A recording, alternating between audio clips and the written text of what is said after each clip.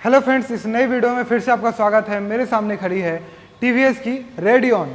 Radian अपने segment में कहाँ खड़ी आती है, क्योंकि स्प्लेंडर, पैशन प्रो, इन सभी बाइक्स के साथ इसका जो है वो कंपटीशन है, या फिर आप बोल सकते हैं होंडा की सीरी 100 110 डिलक्स के साथ जो है इसका कंपटीशन है। तो इसके बारे में मैं आपको बताता हूँ कि ये कहाँ नज़र आती है। खासकर जो सबसे ज़्यादा बाइक सेलिंग की जाती है स्प्लेंडर, उसके ही दाम के आसपास का इसका भी प्राइस आता है, लेकिन दोनों में काफ़ी अंतर है। वही आपको दिखाता है कि दोनों में अंतर कहाँ पे है। तो सबसे पहले मैं बात करूंगा इसके साइज़ के बारे में कि स्प्लेंडर के मुकाबले इसके साइज़ में कितना अंतर दिखाई देगा। स्प्लेंडर से साइज़ में काफ़ी ज़्यादा बड़ी बाइक हो जाती है ये, तो इसका साइज़ बहुत अच्छा है। तो अगर आपको स्प्लेंडर के दाम में ही एक बड़ी साइज़ वाली जो है मोटरसाइकिल चाहिए, तो उन केसेस में आप रेडियन को देख सकते हैं, क्योंकि इसका सीट हाइट भी सही है, सीट की चौड़ाई भी सही है, सीट की लंबाई भी आपको जो है ठीक ठाक मिल जाती है कि आप हस्बैंड वाइफ बैठने के बाद एक बीच में बच्चा भी आराम से बैठा सकते हैं। मतलब प्रॉपर स्पेस जो है आपको यहाँ पे दिखाई देता है।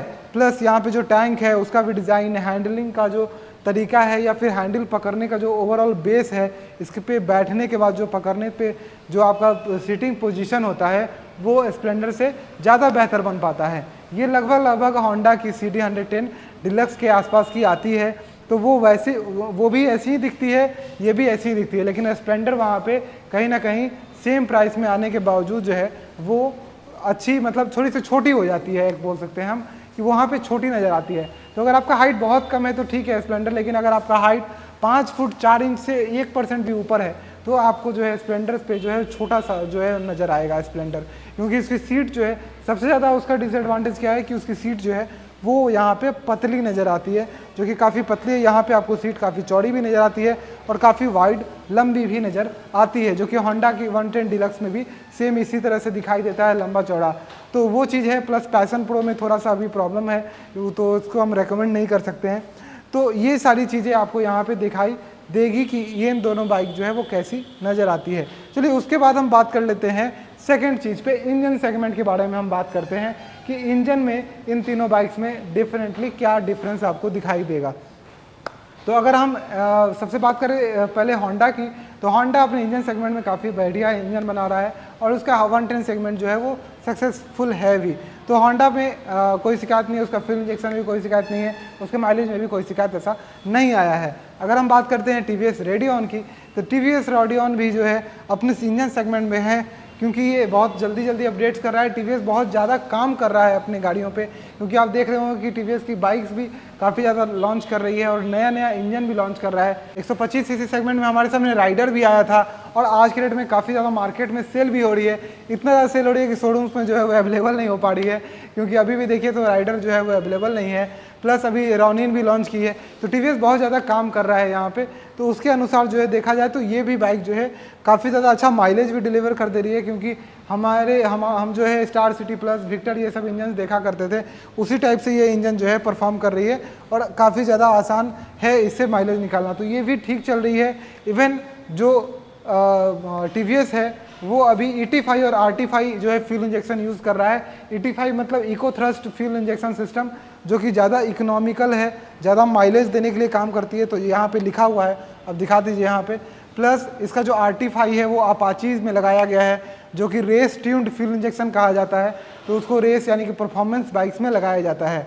ET5 जो है ये सक्सेसफुल फ्यूल इंजेक्शन इसका हो चुका है, तो इसमें अभी कोई दिक्कत नहीं आई है।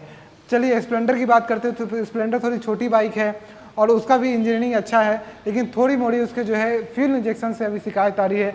होपफुली जब भी आप लेने जाए तो एक बार मार्केट में पता कर लें कि वो चीज़ उसमें ख़त्म हो गई है कि नहीं।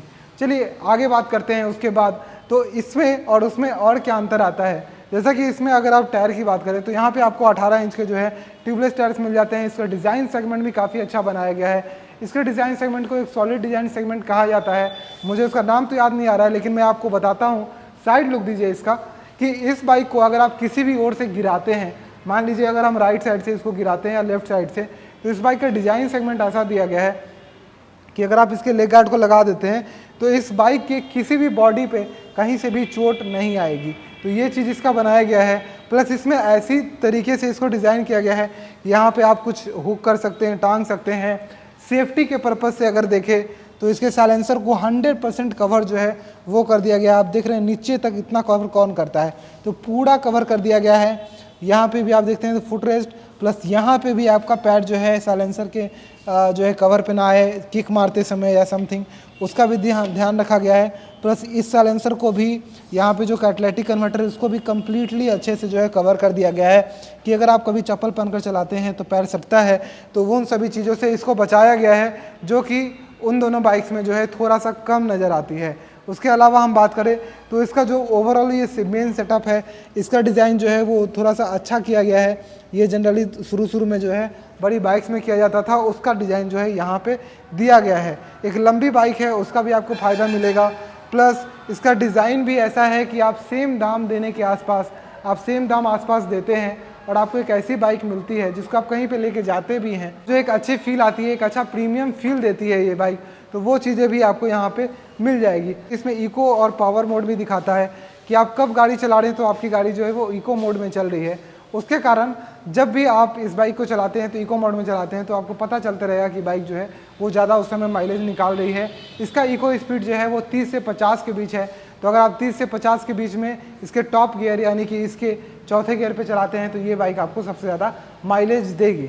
अगर आप इस बाइक को देखना चाहते हैं, लेना चाहते हैं और किसी भी कलर में देखना चाहते हैं, जैसा देख रहे हैं आप silver colour, black colour, blue colour सभी में अवेलेबल है, तो आप ऊर्जा टीवीएस पटना आ सकते हैं। यहाँ पे ये बाइक देख सकते हैं कि आपको देखने में सामने से ये बाइक कैसी लग रही है, और कॉन्टैक्ट नंबर, एड्रेस जो है डिस्क्रिप्शन में आपको देखने को मिल जाएगा। उस पर आप कॉल करके इंक्वायरी भी कर सकते हैं कि इसका दाम कितना है, ऑन रोड प्राइस कितना है, और या फिर फाइनेंस की फैसिलिटी में आपको क्या क्या फैसिलिटीज़ मिल जाती हैं। Bye bye.